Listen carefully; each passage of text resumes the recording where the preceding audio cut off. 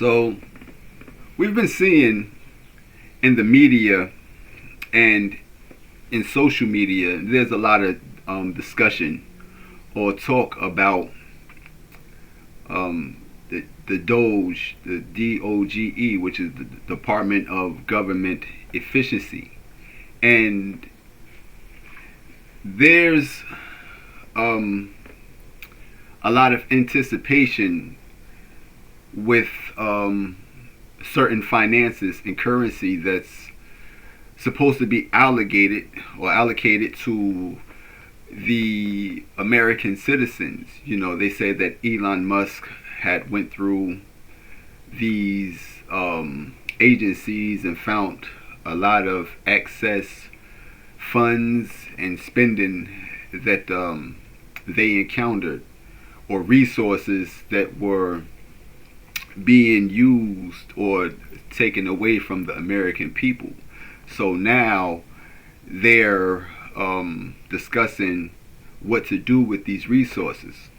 So what I wanted to share with you was that I found an article, and they're going into detail about the amounts of money that they found in the expenditure and the waste.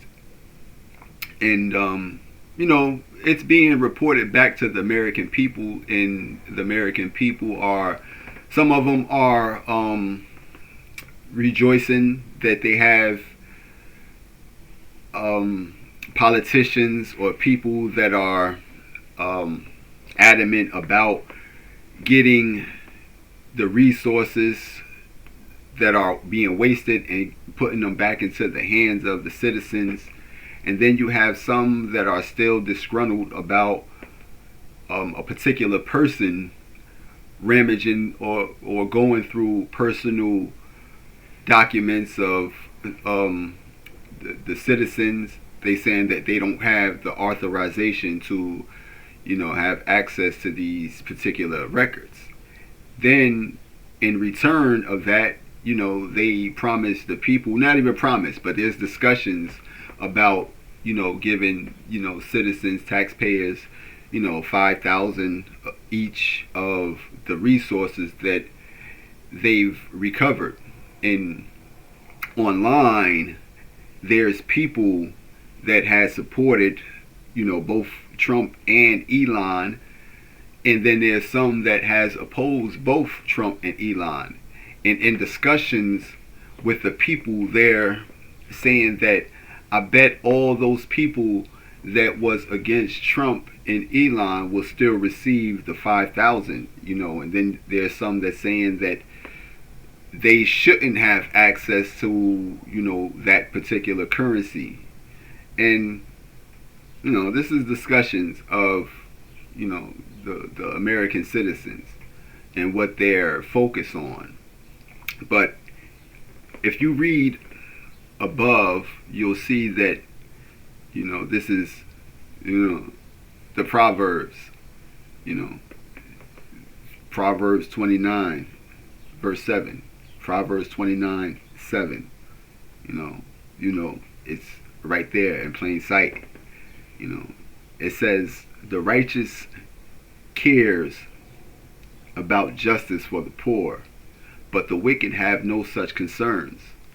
So that's what I want to discuss, because there's very little to no resolution to the poor and our homeless, and even our mentally ill or mentally challenged people that are left out. When I believe they're talking about inclusion and stuff like that, that includes everybody, all inclusive, So we want to discuss that at this particular moment, while it's still a topic of discussion. So let's get into this article. And the article is from the New York Times, and it states that Trump weighing the DOGE dividends to send taxpayers checks with the saved funds.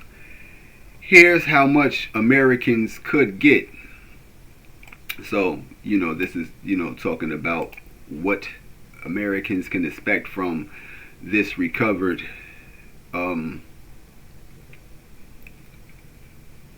money. So, President Trump said Wednesday he's considering returning 20% of the savings from Elon Musk's Department of Government Efficiency initiative directly to taxpayers, potentially putting thousands of dollars in the pockets of Americans struggling under record inflation. There's even under consideration a new concept where we give 20% of the DOGE savings to American citizens and 20% goes to paying down debt.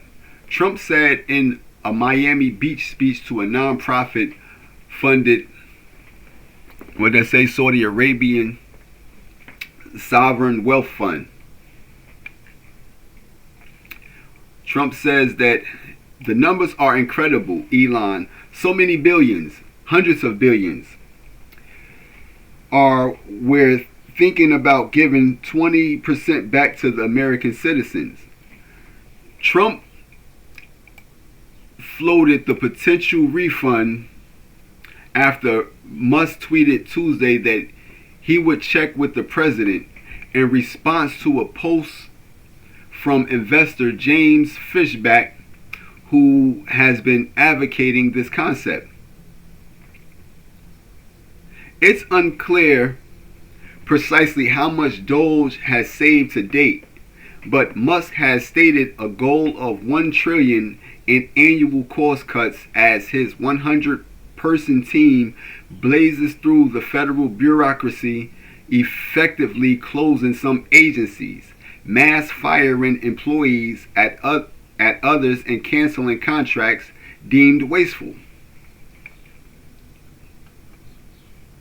Musk's initiative has halted operations at the $50 billion a year USAID foreign aid agency and begun the process of dismissing most of its 10,000 employees while beginning to dismantle the 1,700 person Consumer Financial Protection Bureau, which has $712 million in funds, the state or the fate of which is in limbo. On Friday, DOGE said it discovered $1.9 million in misplaced and unneeded Department of Housing and Urban Development funds and canceled $373 million in Education Department grants for diversity, equity, and inclusion. This is DEI. Diversity, equity, and inclusion. As it stated, the all-inclusive. So that's the training sessions. Also last week, the initiative scraped $900 million in Education Department grants for tracking academic progress and put the Pentagon's vast discretionary spending in crosshairs. And there's a sign. There's a protester. These protests. You got to understand. When there's a lot of protesting, this is to amass the people to join a certain cause, and sometimes these particular things aren't genuine. They aren't organized and structured by the people, but by people with particular agendas and that want a particular result. So this is one thing that I encountered when it comes to protests. I experienced that with the Mike Brown incident I believe it was in St. Louis. Some of us genuinely went to go and support that cause, and then when we got to the area where there was protesting, none of the people was from the city or the state that we was in. They was all ushered in. I spoke to y'all about this before. They was all ushered in from people outside of states to create an effect that this is what actually was going on in these cities. Now that you know that, that's, just what it is. It's just what it is. Because we asked people in the city, yo, y'all going to the Mike Brown rally? Nah, y'all not going? I'm going to work. This is regular people in our cities. I'm going to school, or I'm not going. Where is it at? They have no idea that it's going on. But I went there with another person, and we was going to, have water that we was going to be giving out. We was going to be selling the water there because it was during the summer. We was going to be selling the water, but then we ended up giving the water away because, it was, a way to support the cause, and none of the people was from there. They was military. Some of them people was military, ex-military, or whatever. But their whole purpose was to create the effect that these was concerned people, and we have to put a stop to these police things, and it's wrong that you're doing this, and you should be mad and raged about this stuff. But yeah, this is what I experienced when it comes to protests. But I'm looking at a particular sign. It says they want 1930s Germany, but we're going to give them 1790s France, with a picture of a guillotine, with blood coming from the blade, and this is a woman holding this sign, and they got a bunch of people in the background and with flags, and it shows that they're enraged because protesters are outraged by DOGE spending cuts, including termination of thousands of civil servants. So it adds on to social unrest and or civil unrest, and tension between these two parties, Democrats and Republicans, which it goes into divide and conquer, as or a nation divided amongst itself cannot stand. So of course they'll always need a crutch to stand on. So I just wanted to point that out in the interim of me giving you this article. And Musk, the CEO of SpaceX and Tesla and owner of X, says he plans to lead the fiscal overhaul for about 4 months. Fishback, the advocate of DOGE dividend, argues that $2 trillion in savings over 2 years would amount to roughly $25,000 per taxpayer. The proposed 20% dividend would then amount to $5,000 per taxpayer. Musk tweeted Wednesday that he hasn't endorsed a specific amount for the dividend, which he mentioned may take the form of a lower tax bill. The amount would obviously be proportionate to how much savings DOGE actually achieves, he wrote. More savings would mean a bigger tax reduction. The top DOGE priority remains, however, reducing the deficit to stop inflation and lower people's interest rate.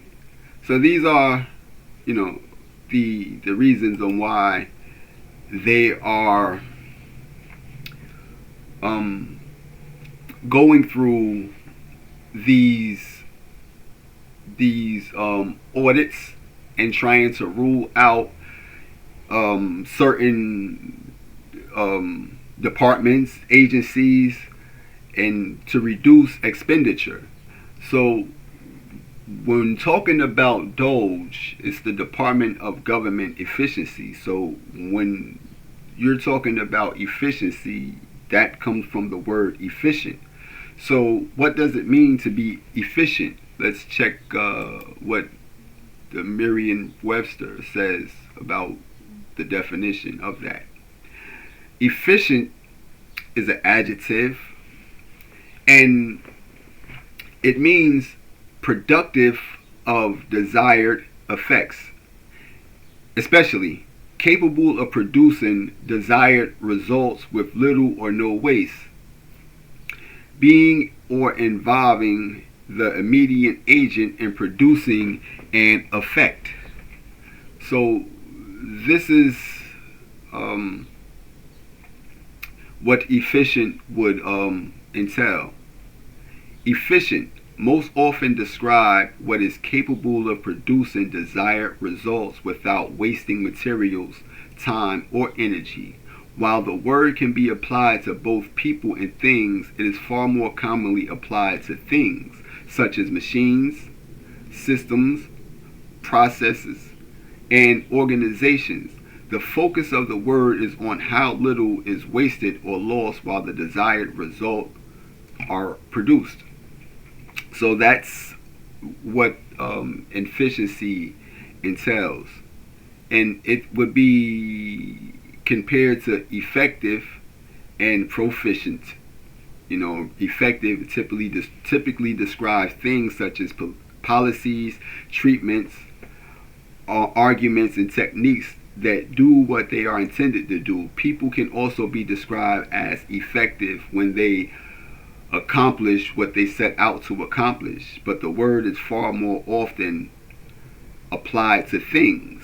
And then you have the word proficient, typically describes people, and it is often followed by proposition at. If you are proficient at something, you are very good at it. You are in fact so good at doing it that you are usually efficient when you do it. One can also be proficient in something such as a language. So those are, comparing efficient, effective, and proficient. So with the article, we didn't hear any discussion about expenditure for those that are particularly affected by over expenditure or the lack of resources or funding for other particular people. Just those that are going to be impacted by inflation or things like that. So we Juji fruit.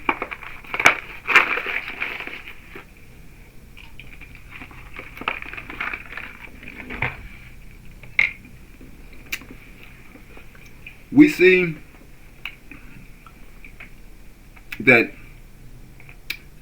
they have not stated that their whole objective is to cut costs and to right wrongs. Well, basically just being in the position where you're cutting and removing certain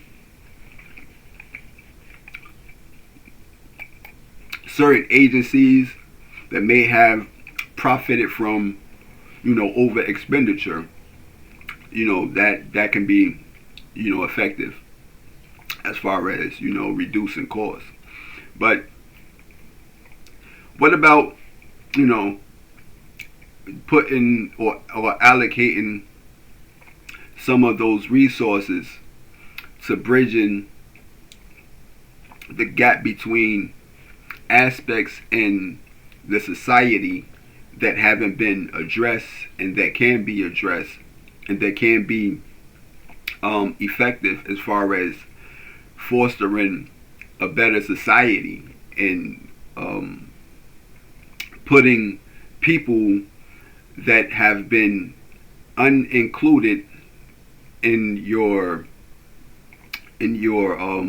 society to work. Why not use these resources to create jobs and not shelters, but really housing, for the poor, for the homeless, for the indigent. You know,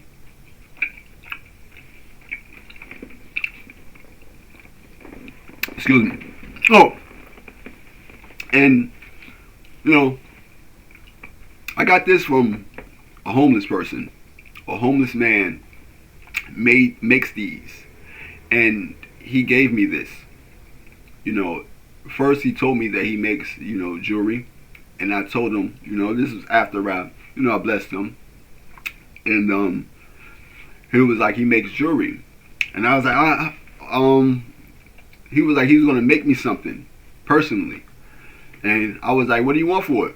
And he looked at me and disgust. Like, I'm gonna give it to you.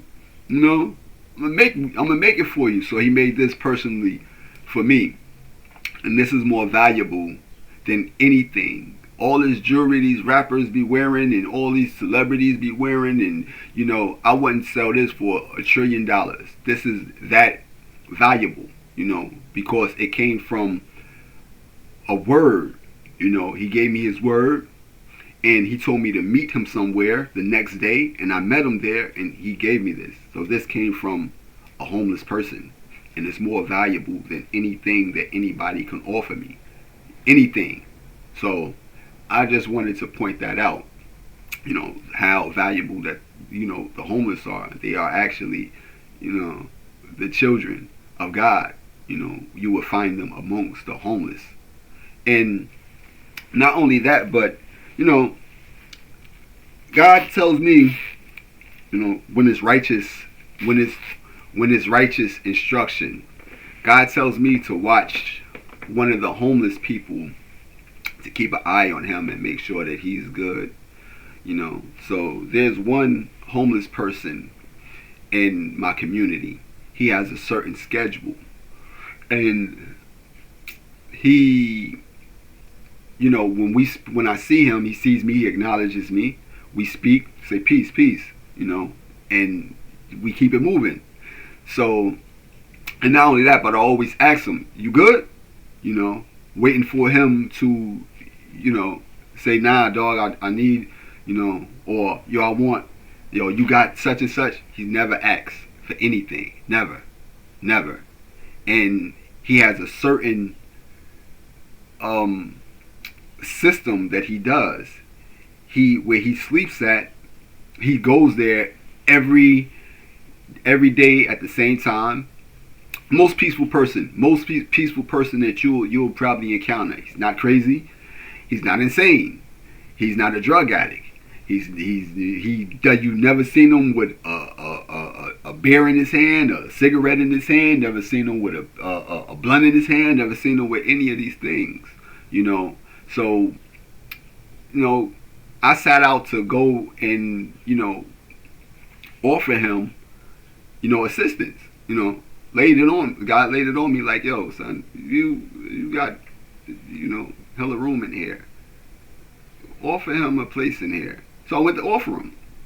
So I asked him, why didn't the people put you anywhere? Why didn't they give you, a place for you to stay? He said he refused.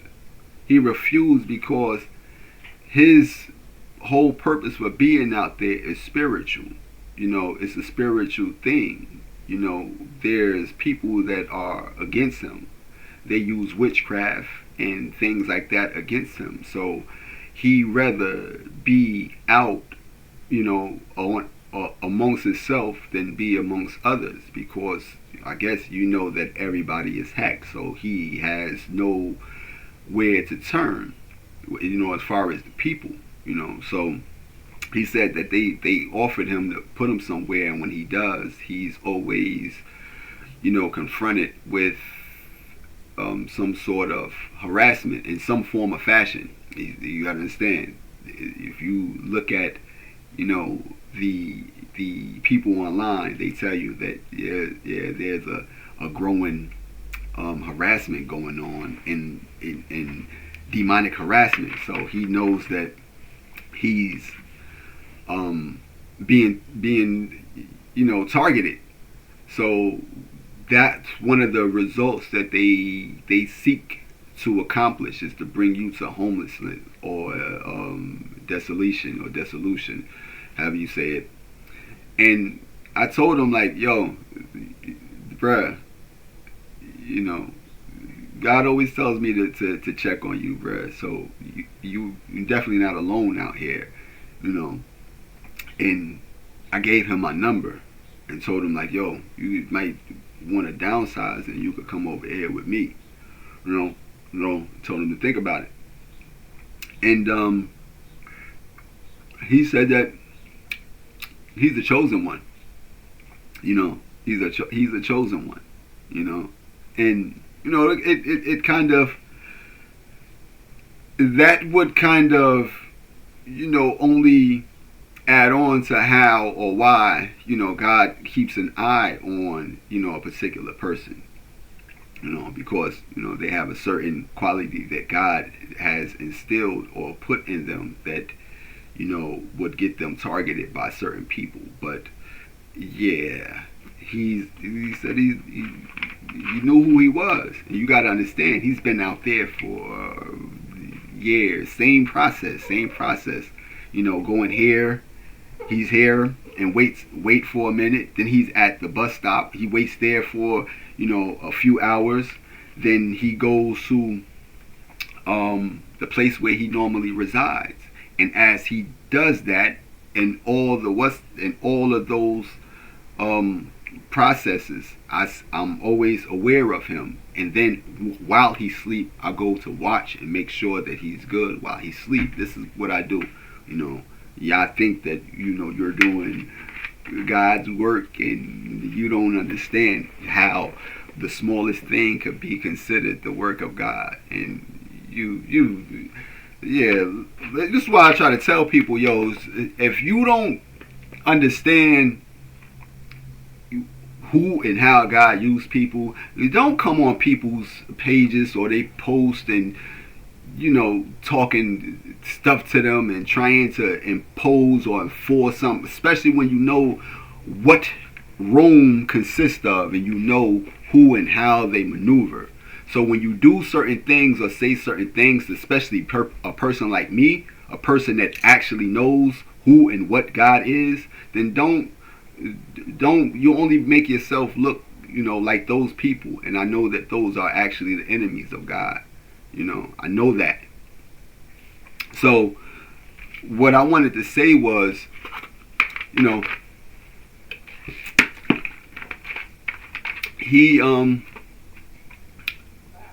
he's good. He never asked for anything, and he never said, yo, you gotta, never. And I've seen him and always interact with him, and you're waiting for the cue. What's good? What do you need? How can I assist you? And that's what it is. Because like I said, when you're looking for the Son of God or the children of God, you will find them amongst the street. Because if you understand Christ left home and chose to be in the street. And as you've seen, I asked him, why you out here? Why they didn't put you nowhere? I refused. I don't trust these people. These people are no good. So I don't want to be amongst them. I'd rather be, out on the street than to be subjected to, these people. So that is how the telltale signs. And don't forget, when Christ, your mother and your brother out there, what mother and brother? Y'all my brothers and mothers and sisters. Y'all, people amongst me. I don't trust them, So what I wanted to add is, these are ways that you can use these resources to carry out righteous works, and do the right thing when you're presented with the opportunity to do the right thing. So we do have Trump, that is a proud Christian. I'm not sure what Elon Musk is. I don't saw Elon Musk doing devil signs and acting belligerent and crazy, and he's all about the mighty dollar. The Teslas cost a pretty penny, and he's making robots and stuff like that. So maybe part of the efficiency is to reduce people in general, because that's what wicked people do.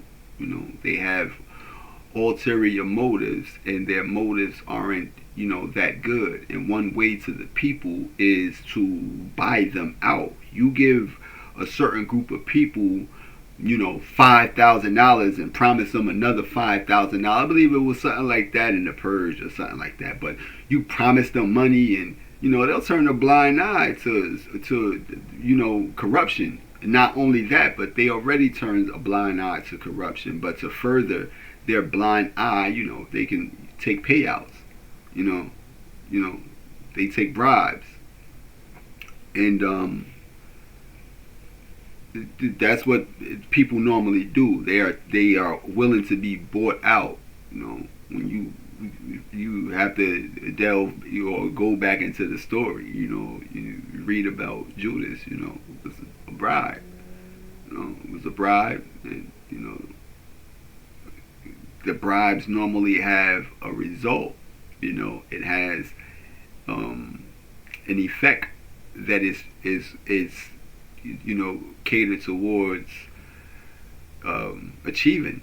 So that's one thing to be aware of, that these people, they'll use bribery the same way they gave us those $1,200 checks during the coronavirus. They knew that particular rollout was orchestrated, and it was wrong. And the way that they made use of that was through the people being compliant and going along with it, and also having agents to promote it. If you don't get your shot, then stay away from me. They use black women. Black women have a voice, whether they know it or not. They have a voice, and it's a very powerful voice. And it's a very influential voice, and they use those type of people to to promote a certain vaccination that they wanted the people to take. And these are things that we just went through. And ever since the virus, I have took a less interest in fashion and anything else like that. I haven't really bought a piece of clothing article since that. Since the shutdown.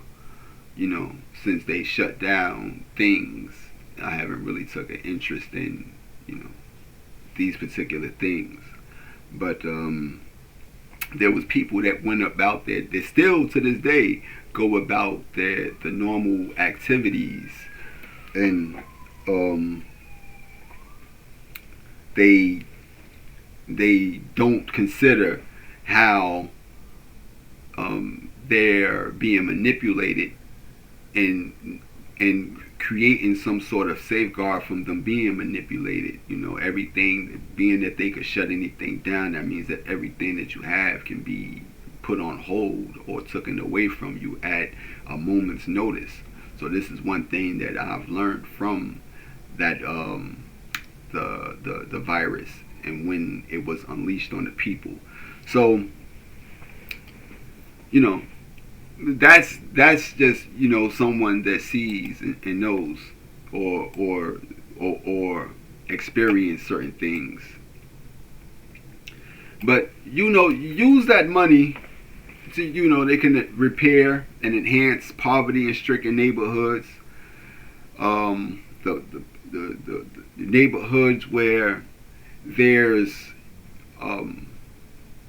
just ran down homes or buildings, and there's just a depressive state, and it creates depression.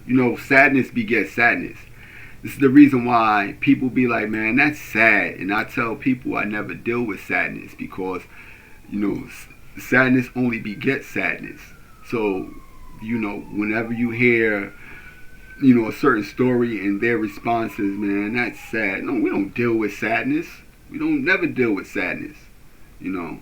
But these areas, they have an effect on the people's mental state. When you live in hoods contaminated or polluted with drugs and trash and clutter, then this produces that effect on people. So we should be able to clean these communities up without targeting the people there. You target the areas that's out there, and that in turn would have an effect on the mental state of the people. Like I said, if you see righteous, you would be righteous. But if you see evil, you be evil. You see trash, there'll be trash. If you don't see no trash, there won't be no trash. So this is how you foster, you know, better communities. And in turn, this is how you create that mindset that avoids creating trash and producing trash and adding on to the trash. So that's one of the things that we can use that money for. You know, you heard what they said. They got trillions, hundreds of billions of dollars. You know, let's get contractors and build these. Give them some sort of incentives for their role in taking these abandoned buildings and these buildings that are in use, constructing them, housing people in there that don't have houses, and at the same time you are, I don't want to say, you know, you're two with one stones, you know, because we don't want violence on anybody. Not on Elon, not on Trump, not on birds, definitely not on the bees. So we won't want to use that terminology. But you can throw two stones and, you know, slide it across one lake. How about that? At the same time. So, you know, we use that money, you know, to create a sub workforce, you know, out of the homeless, the mentally ill, and we can generate more money and more jobs by doing that alone. You know, a sub workforce would be, you know, stuff that's in the means that people can do that they need done, and it'll benefit, you know, the taxpayers and all the citizens at the same time. You know, it'll benefit everybody. When you have a place that needs disinfecting, you know, we have people that's going around disinfecting things, disinfecting, you know, like door handles and things that people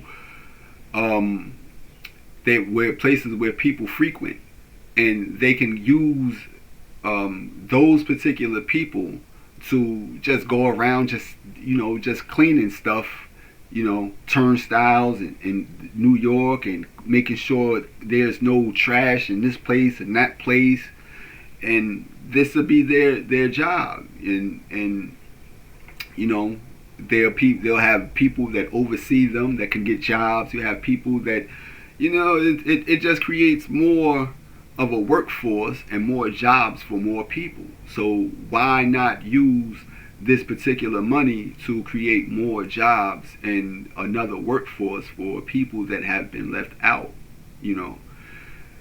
And you know, you gotta understand that there's you know, that's just being opposed to giving out large lump sums of money to people, you know, and that will only produce, you know, an entitlement behavior. You know, you will feel entitled to that money. Where's my money? I want my money now, man. You know, and that's not how you would want people to be. You know, have an entitlement. You know, they would feel entitled to certain things. You know, let the government send out, stuff to the people. To foster government and citizen relationships. It would better their interactions with each other. If the government was to send out birthday cards to people and thank you cards, with little gifts from the U.S. government, like happy birthday, enjoy this day on behalf of the U.S. government. Whether it's a gift card, whether it's a little check here or a check there, these things could happen because this would happen throughout the course of 12 months. Every month there's people with birthdays, and the American citizens know. The American government know all the citizens that have birthdays, and next thing you know, man, I'm going out and enjoy myself tonight, man. Government sent me, such and such and such and such, and bottle. This is it's all on me. Send them champagne, send them. The government could do that. They can do that. You know how good that'll make a person feel about, the government, and yeah, that'd be a great thing. Or thank you cards with little gifts from the government. Like here's a thank you card on behalf of the government. Thanks for being an outstanding citizen. These things would only make people a lot more appreciative of their government, bruh. For you to wake up one morning and be like, oh, what's this? The government just sent me flowers. Where do these flowers come from? Man, God bless America. You understand that how that would affect and have a positive and morale boosting result on the people. Just little things, but to give people money, and only thing that is going to do is either be saved or exhausted, and you'll end up putting yourself back in the same situation with inflation. Overspending, overbuying, over budget. It's free money. It's free money. So when you get something free, it's normally not appreciated. It's when there's restrictions on it is when people tend to appreciate things. But when they do it, that's when they appreciate it. So that's one of the things that this money could be used for. And yeah, and you gotta understand something. This is the Federal Bureau of Investigation. That they found a lot of mismanagement of these resources in. They found them responsible for a lot of things, and to the point where they want to reduce the size of their agency, and fire a lot of people and expel a lot of people. So one thing that they can do is, since there's an investigation into the FBI, they can especially since they know that they're largely responsible for targeting and entrapping people. The investigation, they should include those that have been targeted, and imprisoned by the FBI and also the CIA, for misconduct. And the likes would include targeted individuals and most people that has been included in the disposition matrix, that by Obama, which Obama created a disposition matrix when he was in office and added a lot of citizens to that list. And a lot of the citizens, some of them, certain things happen to them, and then you have some that people are still waiting for things to happen to them. So, these are lists that are comprised by people that was here prior to them being in office. That it was wrong, but it still been enacted, and a lot of things they aren't addressing it, but they do have a disposition matrix. If you go and read it, you can just look it up, where there's a list of people that have been deemed terrorists and added to a terrorist watch list.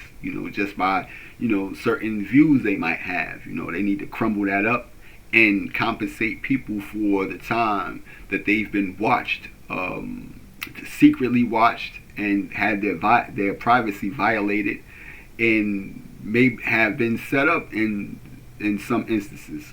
So that's one thing to consider of restitution for those people, anybody that was wrongfully added to the list, even like former gang leaders like Larry Hoover. That was a form of entrapment.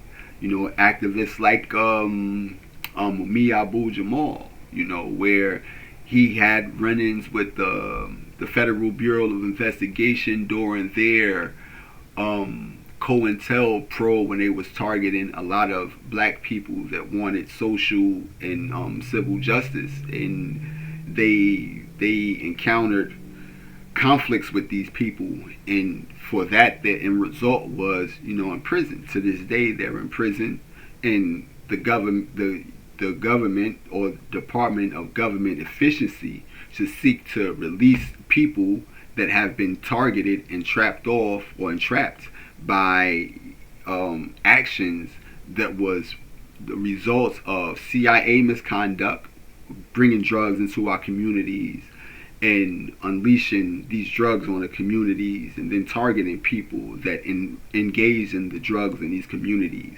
So we can right those wrongs with that money, and these are just things of a thinking person. Somebody's just thinking of ways to resolve issues without there being any kind of illicit intent, or any kind of wicked intent involved. You're doing things for a righteous cause and to have righteous results. Remember, if you see righteous, they'll be righteous. So if they see that you're working and doing things righteously, then there'll be righteous works. There'll be righteous people that are the product of those actions. So we can't half step, and call it one step for man and one giant step for mankind. As they did with the moon landing. With the moon landing, and you can't fake strides and leaps for mankind. They have to be genuine, in order for you to get the real effect of those strides. You can't half step. You cannot half step. You have to take real leaps, for mankind. And it can't be a covert or a deceptive walk. That walk has to be a righteous walk. And then you would see the effects of those things take root. They would take place once those steps are, planted on fertile ground. It can't be planted on concrete. It has to be planted on, fertile ground. So these are things I just wanted to share, since there's a lot of, discussion and debate about who should get what, and why don't, the people that was against Trump and Elon and stuff like that, why should they get or have access to money that, Trump and Elon is gonna. I don't care nothing about money. I care about, this world being a better place, and people being better people. I care nothing about no $5,000. I don't care nothing about $5 billion. I care something about, people actually getting it. That's what I care about. And sometimes it takes, one that's not, interested in what everyone is interested in, to show them what everyone should be interested in. You know, you know how that goes. You know.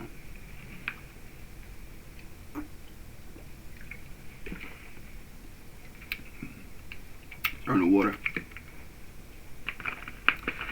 So I wanted to share that with y'all, and knowing that they not